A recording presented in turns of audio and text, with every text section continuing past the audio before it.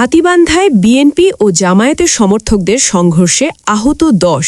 নির্বাচনী প্রচারের উত্তাপ ছড়িয়ে পড়ল লালমনিরহাটের হাতীবান্ধায়। শান্তিপূর্ণ প্রচারের মাঝেই হঠাৎ সংঘর্ষে রূপ নেয় বিএনপি ও জামায়াতে ইসলামীর কর্মী সমর্থকদের মধ্যে উত্তেজনা। এতে উভয় পক্ষের অন্তত ১০ জন আহত হয়েছেন।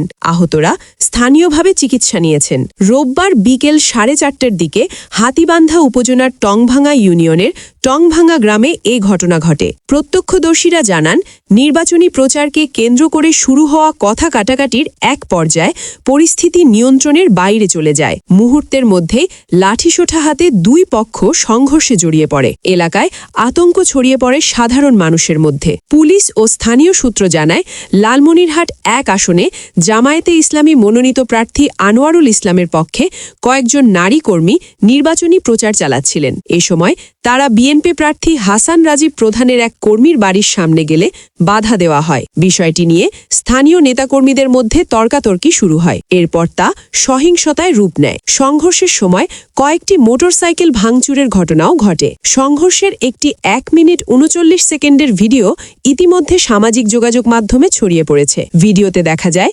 নির্বাচনী প্রচার নিয়ে দুই পক্ষের নেতাকর্মীদের তীব্র বাগ্বিতণ্ডা এবং পরে লাঠিসোঁটা নিয়ে ধাওয়া পাল্টা ধাওয়া। ঘটনার খবর পেয়ে দ্রুত ঘটনাস্থলে ছুটে যান লালমনিরহাটের জেলা প্রশাসক ও জেলা রিটার্নিং কর্মকর্তা HM রাকিব হায়দার এবং পুলিশ সুপার মোহাম্মদ আসাদুজ্জামান। পরিস্থিতি নিয়ন্ত্রণে আনতে এলাকায় অতিরিক্ত পুলিশ মোতায়েন করা হয়। পাশাপাশি র্যাব ও বিজিবির টহলও জোরদার করা হয়েছে। লালমনিরহাটের পুলিশ সুপার মোহাম্মদ আসাদুজ্জামান বলেন, ধানের শীষ ও দাড়িপাল্লার সমর্থনে নির্বাচনী প্রচারের সময় উত্তেজনা সৃষ্টি হয় এবং এক পর্যায়ে সংঘর্ষ ঘটে। নির্বাচনের পথে এগোতে থাকা একটি জনপদে এমন সংঘর্ষ নতুন করে প্রশ্ন তুলছে, সহনশীলতা আর শান্তিপূর্ণ রাজনৈতিক সংস্কৃতি কি এখনো বড় চ্যালেঞ্জ হয়ে রইল?